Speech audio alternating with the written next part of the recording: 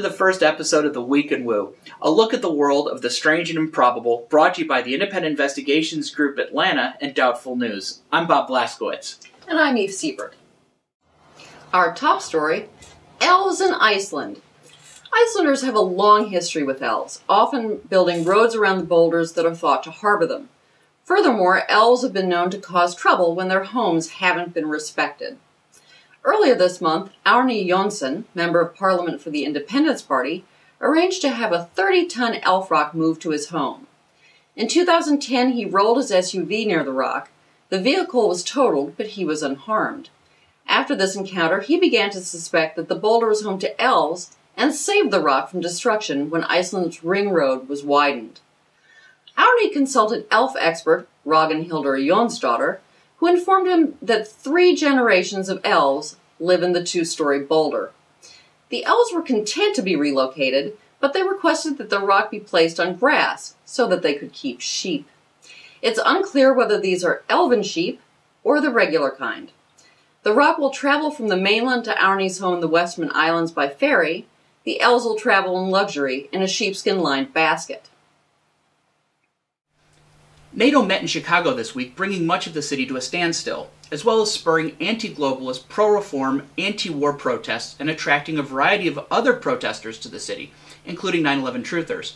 For some reason, the rhetoric in the conspiraciosphere leading up to and during the protest expressed a fear the government agent provocateurs are infiltrating the protesters' ranks and giving the police an excuse to crack down on the crowds. No such provocateur has been identified. The most interesting conspiracy theory, however, came from one Anunnaki bastard, a user at AboveTopSecret.com, who suggested that the NATO meeting was deliberately scheduled to coincide with this week's annular eclipse, quote, because there is some nasty occultist agenda. He also suggested that the satanic Illuminati overlords would carry out a human sacrifice during the eclipse.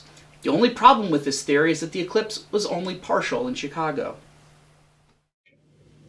The Scarrold.com reports that lake monster Ogopogo, which is said to inhabit Canada's Okanagan Lake, is much more dangerous than its cousin, the Loch Ness Monster. Apparently, Ogopogo eats people. The Scarrold quotes a local woman who saw a body being removed from the lake when she was a child. Admittedly, this could be a traumatizing event, but while drownings are not uncommon in large bodies of water, she believes that many people who die or disappear in the lake have actually been killed by the monster. I will not go swimming in the lake, she says, and I do believe that Ogopogo is the cause of many deaths that happen in our lake every year. I think the police cover it up by calling the deaths accidental drownings or blaming them on young people drinking too much. I just think they don't want to scare the tourists away. Ogopogo could not be reached for comment, but is rumored to have retained the services of an attorney. This week in Hot Pants, a woman in Orange County received severe burns when rocks she'd picked up on the beach and placed in her pocket unexpectedly burst into flames. What may have looked like an example of spontaneous human combustion will likely turn out to have a more mundane explanation. According to the LA Times, the Orange County Healthcare Agency reported that a phosphorus substance was found on the rocks, but this, according to chemists consulted by the paper, does not answer how volatile phosphorus got in the rocks in the first place. Possible sources include local sea shipping in Camp Pendleton, which is nearby. The rocks are being subjected to additional testing. In Creepy Woo this week, according to CNN and The Independent, a 28-year-old British man of Taiwanese origin, Chow Hock Quen, was arrested in Thailand on Friday after police found 6 roasted fetuses, some covered in gold leaf, in his luggage. Police received information that a black magic website was offering the fetuses for sale.